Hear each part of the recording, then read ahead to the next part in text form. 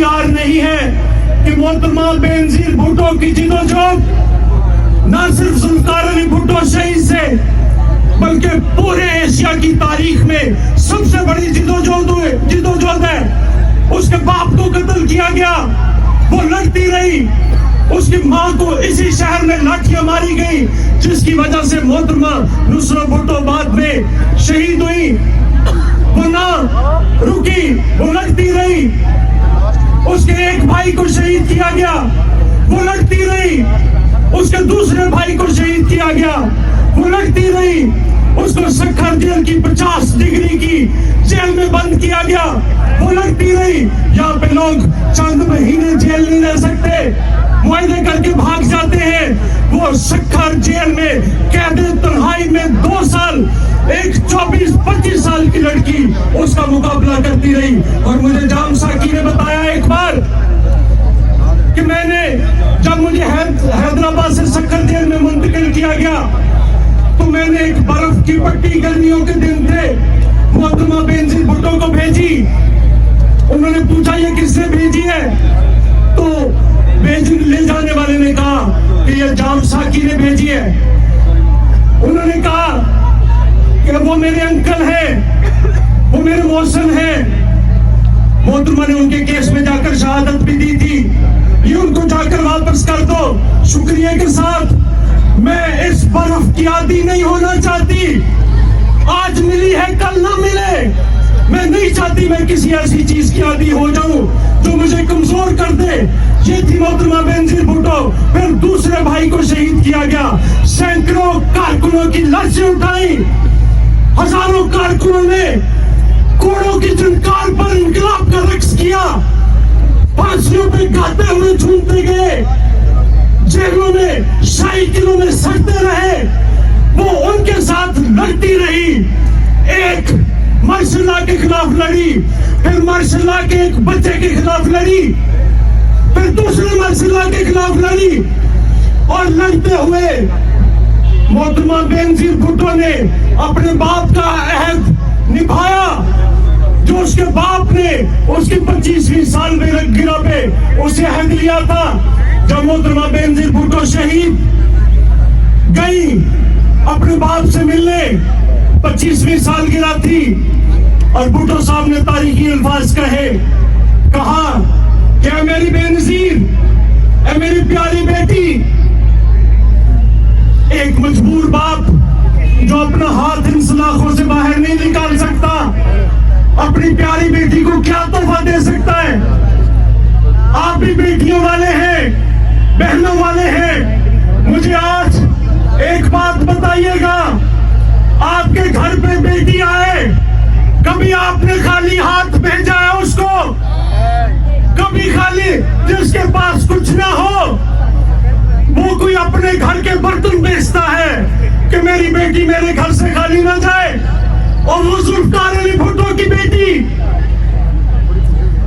जब पहुंचती है तो जुल्फिकार अली भुट्टो कहते हैं मैं क्या दे सकता हूं आपको। एक मजबूर बाप जो इन सलाखों से अपना हाथ नहीं निकाल सकता। और फिर कहा ए मेरी बेटी, ए मेरी प्यारी बेटी, अपना हाथ आगे करो। बेनजीर भुट्टो हाथ आगे करती है, वो कहते हैं जा मैं तेरे हाथ में इस मुल्क के गरीबों का, मेहनत कशों का हाथ तोहफे में देता हूँ, तू कभी इनको ना छोड़ना, ये जिंदगी भर तुझे नहीं छोड़ेंगे। और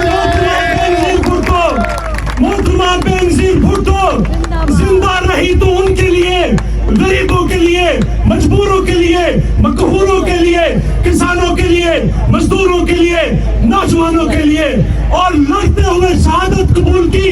तो उन्हीं के दरमियान अगर किसी को शक है तो कराची में शहीद होने वालों की जूतियां देखे। अगर किसी को शक है तो पिंडी में शहीद होने वालों की जूतियां देखे तो पता चलेगा कौन लोग थे मोहतरमा बेनजीर भुट्टो के साथ जिन्होंने शहादत कबूल की। नारे भुट्टो,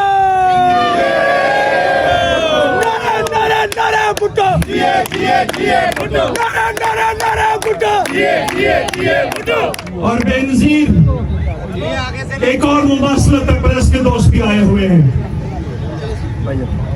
वो इलेक्शन पहले 7 जनवरी को था जिसमें मोहतरमा को छीन लिया गया। और मुझे तो कभी कभी लगता है कि इस मुल्क को मोहतरमा बेनजीर भुट्टो और जुल्फकार अली भुट्टो शहीद के नाक खून की सजा मिल रही है आज भी। और वो भी जनवरी में था, फिर मोहतरमा की शहादत के बाद फरवरी में हुआ। वो लोग कहते हैं तारीख अपने आप को दोहराती है, फिर कहते हैं तारीख कभी अपने आप को नहीं दोहराती। मुझे लगता है तारीख फिर अपने आप को दोहराने जा रही है। परसों आसिफ अली जरदारी साहब ने नवाब शाह के अंदर कहा, उनसे पूछा गया कि कौन हुकूमत बनाएगा। उन्होंने पहली बार बड़े वसूख के साथ, यकीन के साथ, एतमाद के साथ कहा कि पाकिस्तान पीपल्स पार्टी हुकूमत बनाएगी।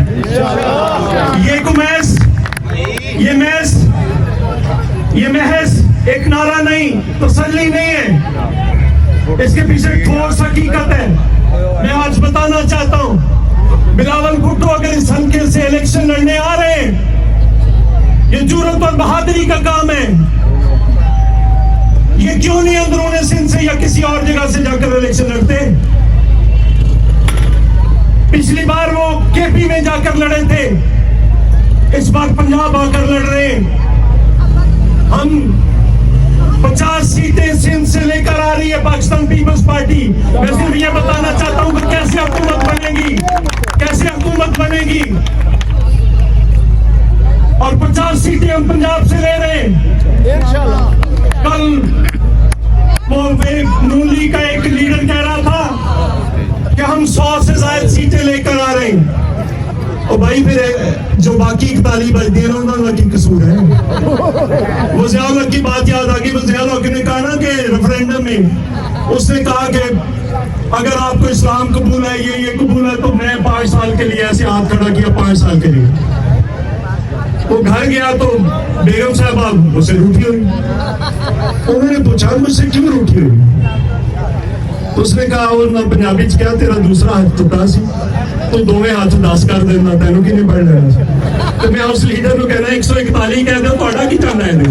लेकिन हकीकत क्या है? IPP से मुआहदा हो रहा है नून लीग का, अब नहीं हो रहा।